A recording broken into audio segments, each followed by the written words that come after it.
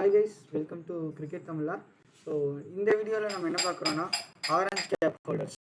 So last ஒரு 5 இயர்ஸாக 2019 யார் எல்லாமே ஆரஞ்ச் கேப் ஹோல்டராக இருந்தாங்க. ஸோ அவங்களோட ரெக்கார்ட்ஸ் என்ன அதை தான் நம்ம பார்க்க போகிறோம். ஸோ ஃபஸ்ட்டு 2019 இயரில் பார்க்குறோம். அதாவது கீழேருந்து மேலே 5 வருஷங்கள் கவுண்ட் ஒன்றா பார்க்குறோம். ஸோ 2019 பார்த்தீங்கன்னா டேவிட் வார்னர். ஸோ இவர் இன்னுமே விளையாண்டுட்டு தான் இருக்காரு. ஸோ இவரோட ரெக்கார்டு வந்து பார்த்தீங்கன்னா அந்த சீசனில் ரொம்பவுமே அட்டாக்கிங் மாதிரி தான் இருந்துச்சு. ஸோ வந்தாலே அடிச்சாரு போனார் அப்படின்னு இருக்கும். அண்ட் அப்பவுமே அதனால தான் அவங்க ஜெயிச்சாங்கன்னே சொல்லலாம். ஸோ அந்த மாதிரி ஒரு அட்டாக்கிங் பெஸ்ட்டாக ஒரு பேட்டிங் தான் டேவிட் வார்னர் கொடுத்துட்டு இருந்தாரு அந்த 2019 இயரில். ஸோ அது மட்டும் இல்லாமல் வந்து பார்த்தீங்கன்னா அவரோட சேர்ந்து நம்மளோட கேஎல் ராகுல். ஸோ இந்தியனில் வந்து பார்த்தீங்கன்னா கேஎல் ராகுல் வேண்டாங்க. ஸோ அதான் ஃபஸ்ட் இயர் வந்து எல்எஸ்ஜி எல்லாமே வர்றதுக்கு முன்னாடியே கேஎல் ராகுல் வந்து பார்த்தீங்கன்னா பஞ்சாப் கிங்ஸுக்காகவே அந்த இன்னிங்ஸ் விளையாண்டு கொடுத்துட்டு இருந்தார். ஸோ பார்த்தீங்கன்னா அதில் வந்து 25 6 அடிச்சிருந்தாரு. அண்ட் அதே மாதிரி ஃபோர்ஸ் வந்து பார்த்தீங்கன்னா 49 ஃபோர்ஸ் அடிச்சிருந்தாரு. அண்ட் 6 50 அடிச்சிருந்தாரு. ஸோ 6 மேட்ச்சில் வந்து 50 ரன் அடிச்சிருந்தாரு. அண்ட் ஒரு மேட்ச்சில் வந்து பார்த்தீங்கன்னா செஞ்சுரி அடிச்சிருந்தாரு. ஸ்ட்ரைக் ரேட் வந்து பார்த்தீங்கன்னா 135 வச்சுருந்தாரு. அது மட்டும் இல்லாமல் வந்து பார்த்தீங்கன்னா ஆவரேஜ் ஸ்கோர் வந்து பார்த்தீங்கன்னா 53.90 வச்சுருந்தார். ஒவ்வொரு மேட்ச்சுக்குமே 54 ரன்ஸு கிட்டத்தட்ட அடிச்சுட்டு இருந்திருக்காரு. ஸோ அந்த மாதிரி பார்க்கும்போது மொத்தம் 14 மேட்ச் விளையாண்டுருக்காரு. அந்த 14 மேட்ச்சில் பார்த்தீங்கன்னா 593 ரன் அடிச்சிருக்காரு. ஸோ அதுதான் ஆவரேஜில் வந்து பார்த்தீங்கன்னா 59 ரன்ஸ் 54 ரன்ஸ் கிட்ட வந்திருக்கும். ஸோ அதே மாதிரி வந்து பார்த்தீங்கன்னா டேவிட் வார்னர். இவர் வந்து பார்த்தீங்கன்னா 12 மேட்ச் விளையாண்டாரு. ஸோ அந்த 12 மேட்ச்சில் வந்து பார்த்தீங்கன்னா 692 ரன்ஸ், 700 ரன் கிட்ட அடிச்சிருக்காரு. ஆவரேஜுமே பார்த்தீங்கன்னா அவரை விட 20 ரன் ஒவ்வொரு மேட்ச்லையும் அதிகமாக அடிச்சிருக்காரு. ஸோ ஸ்ட்ரைக் ரேட்டுமே இருந்தாருன்னா எப்போ இவர் வீட்டுக்கு போகன்ற மாதிரி தான் அந்த டைமில் எல்லா பவுலர்ஸுமே இவருக்கு ஃபேஸ் பண்ண பவுலர்ஸ் எல்லாமே இருந்தாங்க. ஸோ 143 ஸ்ட்ரைக் ரேட் வச்சுருந்தாரு. அண்ட் 8 ஹாஃப் செஞ்சுரி அடிச்சிருந்தாரு. ஸோ விளையாண்டதே 12 மேட்ச் தான். அதில் 8 மேட்ச் வந்து ஹாஃப் செஞ்சுரி, ஒரு மேட்ச்சில் வந்து பார்த்தீங்கன்னா 100. ஸோ 9 மேட்ச் வந்து பார்த்தீங்கன்னா அவர் 50க்கு மேலே தான் அடிச்சிருந்தாரு. அண்ட் இது மட்டும் இல்லாமல் மீதி இருந்த 3 மேட்ச்லையுமே அவர் கிட்டத்தட்ட ஒரு 20+ ஸ்கோர் தான் அடிச்சிருந்தாரு. ஸோ அதனால தான் பார்த்தீங்கன்னா இந்த 700 ஸ்கோர்ஸ் கிட்ட வந்துச்சு. இதை விட இன்னொரு சீசனில் இதை விட அதிகமான ரன்ஸ் அடிச்சிருக்காங்க. ஸோ யாருன்னு சொல்லிட்டு பார்க்கலாம். நீங்கள் அதுக்கு முன்னாடி கெஸ் பண்ணிட்டீங்க அப்படின்னு பார்த்தீங்கன்னா கமெண்ட் செக்ஷனில் மென்ஷன் பண்ணுங்கள். நம்ம அடுத்தடுத்த வருஷத்துக்கான ஸ்கோர் கார்டு பார்த்து போடலாம். அதாவது யார் என்னென்ன மாதிரி அடிச்சிருந்தாங்கன்னு சொல்லிட்டு. ஸோ அதுக்கடுத்த 2020 வந்து பார்த்தீங்கன்னா கேஎல் ராகுல். ஸோ கேஎல் ராகுலோட ஸ்கோர் பார்த்தீங்கன்னா உங்களுக்கு இமேஜில் நான் கட்டியிருக்கேன். ஸோ இதுதான் அவர் அடித்த ஸ்கோர். ஸோ 670 ரன்ஸ் அடிச்சிருக்காரு. அதே மாதிரி 14 இன்னிங்ஸில் அவர் அடிச்சிருந்தாரு. ஸோ இந்த இதில் வந்து பார்த்தீங்கன்னா ஆவரேஜ் இன்னும் கொஞ்சம் ஏற்றிருப்பாரு. ஸோ 55.83 அடிச்சிருந்தாரு. And strike rate 129. ஸோ இந்த இன்னிங்ஸ் வந்து ஒரு சம இன்னிங்ஸ் எல்லாமே இல்லை தான். பட் இருந்தாலுமே அந்த டைமில் வந்து பார்த்தீங்கன்னா ஒரு கன்சிடரேஷனுக்கு வந்துச்சு. ஸோ அந்த சீசனில் பேட்டிங்கை விட பவுலிங் தான் அதிகமாக இருந்ததுனால பேட்ஸ்மேன்ஸ் எல்லாமே இந்த ரன் அடித்ததே பெரிய விஷயமா தான் இருந்துச்சு. அதே மாதிரி வந்து பார்த்திங்கன்னா 50 ரன்ஸ்க்கு மேலே அடித்தது வந்து பார்த்திங்கன்னா 5 வாட்டி. ஸோ அதே மாதிரி செஞ்சுரி அடித்தது ஒரு வாட்டி. ஸோ அட்லீஸ்ட் ஒரு இன்னிங்ஸ்லேயாவது அடிச்சிருக்காரு. அண்ட் கன்சிஸ்டண்ட்டாக பார்த்திங்கன்னா 2 வருஷமாக தொடர்ந்து செஞ்சுரி அடிச்சுட்டு தான் இருக்காரு. அதாவது 14 மேட்ச்லேயோ 12 மேட்ச்லேயோ. ஸோ அதுக்கடுத்து எந்த பிளேயர் அடிச்சிருந்தாங்க, எவ்வளோ ரன்ஸ் அடிச்சிருந்தாங்க அப்படின்னு பார்த்தீங்கன்னா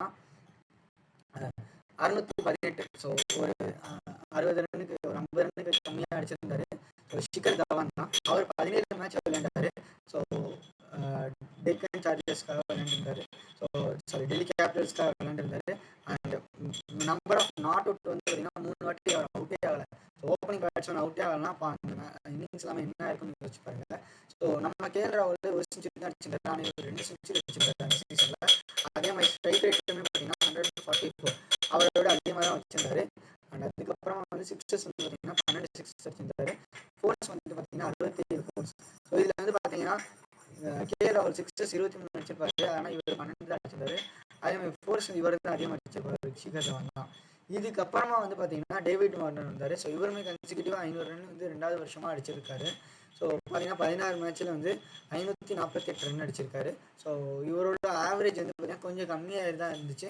ஸோ ஒரு 39 ரன் இருந்துச்சு. அதே மாதிரி 50s வந்து பார்த்தீங்கன்னா அவர் ஒரு நிறையா 50ஸே அடிச்சிருந்தாரு. பட் இருந்தாலுமே ஒரு சிக்ஸஸ் அண்ட் ஃபோர்ஸோட கவுண்ட் பார்த்தீங்கன்னா கொஞ்சம் அதிகமாக தான் இருக்கும். ஸோ 14 சிக்ஸஸும் 52 ஃபோர்ஸும் அடிச்சிருந்தார். ஸோ இவரோட ஆவரேஜை பார்க்கும்போது ஒரு அதிகமான ஆவரேஜாக தான் இருந்திருக்கும். ஆனாலுமே நம்ம கேஎல் ராகுல் அளவுக்கு வரலன்னு தான் 2 பேரையுமே சொல்லணும். ஏன்னா அவரே 50 ரன் இருந்தார். இவர் வந்து இன்னும் ஒரு 110-130 ரன்னு கிட்ட கம்மியாக தான் இருக்கார் டேவிட் வார்னர். ஸோ அதனால ஆரஞ்சு கேப் வந்து கொடுத்தது வந்து பார்த்தீங்கன்னா கேஎல் ராகுல் தான். ஸோ இதுக்கு அடுத்த சீசன் வந்து பார்த்தீங்கன்னா நம்ம சிஎஸ்கேல இருந்து தான் வாங்கியிருந்தாங்க. ஸோ யார் அப்படின்னு பார்த்தீங்கன்னா நம்ம ரித்துராஜ் கெய்க்வாட் தான். ஸோ சிஎஸ்கேக்காக 600 ரன்னுக்கு மேலே அந்த இன்னிங்ஸ் அடிச்சிருந்தாரு. அண்ட் அதே மாதிரி செஞ்சுரியுமே அடிச்சு கொடுத்துருந்தாரு. அதே மாதிரி 50s வந்து பார்த்தீங்கன்னா 4 50s அடிச்சு கொடுத்துருந்தாரு. அது ஒரு ரொம்பவுமே ஹெல்ப்ஃபுல்லாக இருந்துச்சு for CSK to reach the play of. So இதில் 16 மேட்ச் விளையாண்டாரு. ஸோ அந்த 16 மேட்ச்சில் வந்து பார்த்தீங்கன்னா 635 ரன் அடிச்சிருக்காரு. ஹையஸ்ட் ஸ்கோர் 101 ரன் அடிச்சிருந்தாரு. ஆவரேஜ் வந்து பார்த்தீங்கன்னா 45 ரன். ஸோ இந்த 2 வருஷமே வந்து பார்த்தீங்கன்னா பவுலிங் தான் கொஞ்சம் அதிகமாகவே இருந்துச்சுன்னு சொல்லலாம். அண்ட் இதில் பார்த்தீங்கன்னா அடுத்தடுத்து இருக்கிறவங்களுக்கு ரன்ஸ் வித்தியாசம் பாருங்கள். ஸோ ஃபேப் டு பிளேஸஸ்க்கு 633 அண்ட் கேஎல் ராகுலுக்கு 626 ரன். ஸோ இதில் வந்து பார்த்தீங்கன்னா எல்லாருமே 630 கிட்டக்க இருக்காங்க. அண்ட் இதில் ரொம்பவுமே டஃப்பாக தான் இருந்துச்சு. ஸோ ரித்து நல்லாவே கலக்கிட்டாருன்னு சொல்லலாம். ஸோ 4 ஹாஃப் செஞ்சுரி அடிச்சிருந்தாரு. செஞ்சுரி அடித்த ஒரே ஆள் நம்ம ரித்துராஜ் கெய்க்வாட் தான் அந்த சீசன்லேயே. ஏன்னா அதுக்கப்புறமா யாருனாலையுமே அடிக்கவே முடியல. பட் ஹாஃப் செஞ்சுரிஸ் அடிச்சிருந்தாங்க. So 6 half century Faf du பிளஸஸும் கேஎல் ராகுலும் அடிச்சிருந்தாங்க. ஸோ பஞ்சாப் சூப்பர் கிங்ஸ்க்காக வந்து பார்த்திங்கன்னா கேஎல் ராகுலும் சிஎஸ்கேக்காக வந்து ஃபேப் டு பிளஸஸும் அடிச்சிருந்தாங்க.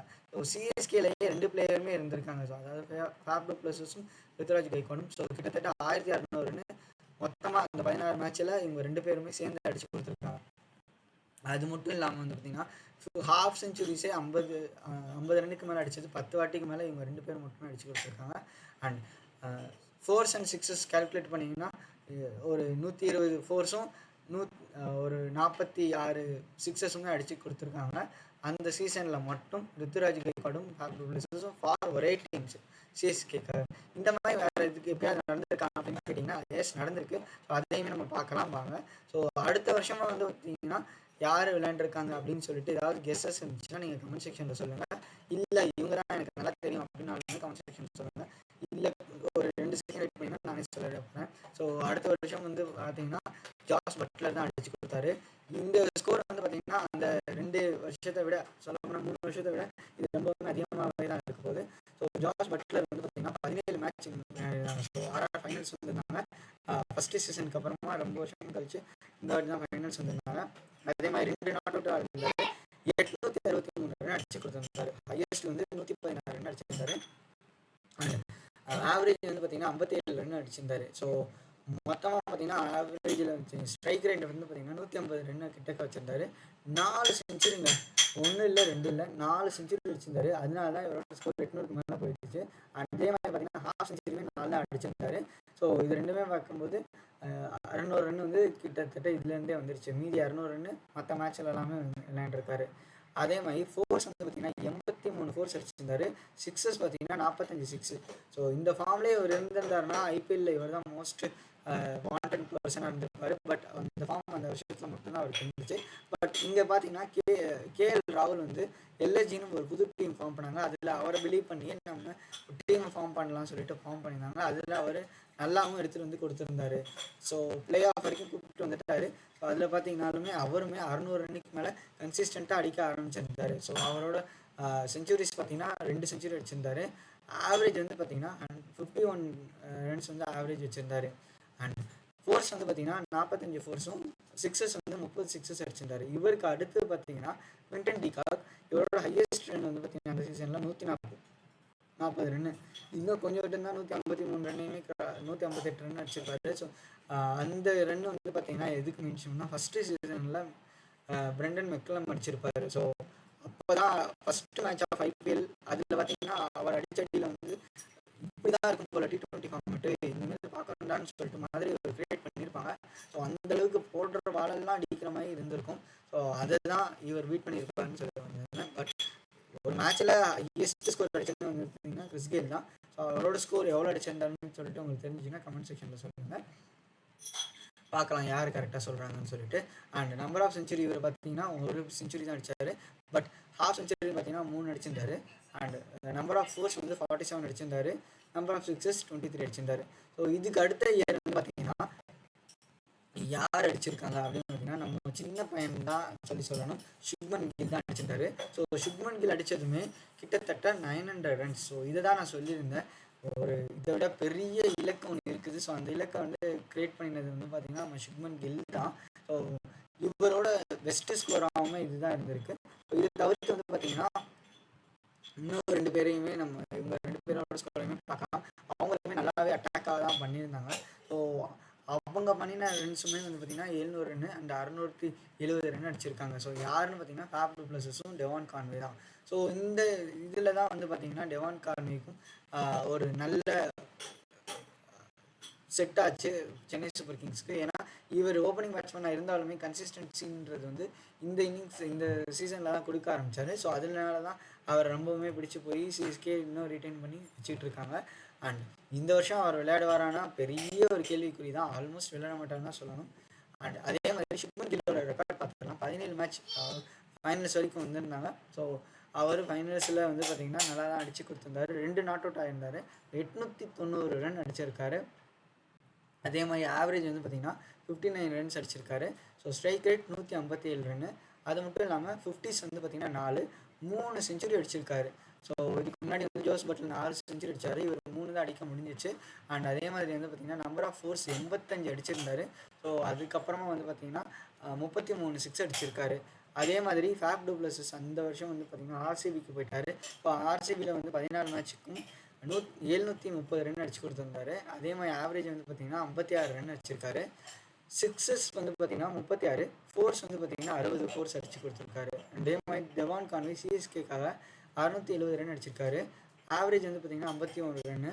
அதே மாதிரி சிக்ஸஸ் வந்து பார்த்திங்கன்னா 18 ரன்னும் 18 சிக்ஸஸும் 77 ஃபோர்ஸும் அடிச்சு கொடுத்துருக்காங்க. அண்ட் இந்த வருஷம் யார் ஆரம்பிச்சு கேட்பாங்க, ஏதாச்சும் ஐடியா இருக்கா? அண்ட் எத்தனை பிளேயர் சஜஷன் பண்ணுறீங்கன்னு சொல்லிட்டு கீழே மென்ஷன் பண்ணுங்கள். ஸோ நெக்ஸ்ட் வீடியோ வந்து உங்களுக்கு அதுதான் வரப்போகுது. இந்த வருஷத்தில் ஒரு 10 பிளேயர்ஸ் அடிக்கிறதுக்கு ஆரஞ்சு கேப் அடிக்கிறதுக்கு சான்சஸ் இருக்குது. ஸோ அவங்கள தான் நம்ம பதிவாக்க போகிறோம். ஸோ வெயிட் பண்ணுங்கள் அந்த வீடியோக்காக. அண்ட் வீடியோ பிடிச்சிருந்துச்சுன்னா லைக் பண்ணுங்கள்.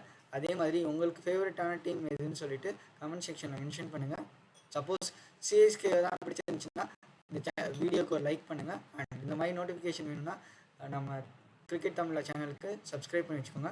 உங்கள் ஃப்ரெண்ட்ஸ் யாராச்சும் கிரிக்கெட் இல்லை ஐபிஎல் ஃபேனாக இருந்தாங்கன்னா அவங்களுக்கு இந்த வீடியோ ஃபார்வர்ட் பண்ணுங்கள். ஸோ அவங்களும் என்டர்டெயின் ஆவாங்க. Thank you guys for your love and support.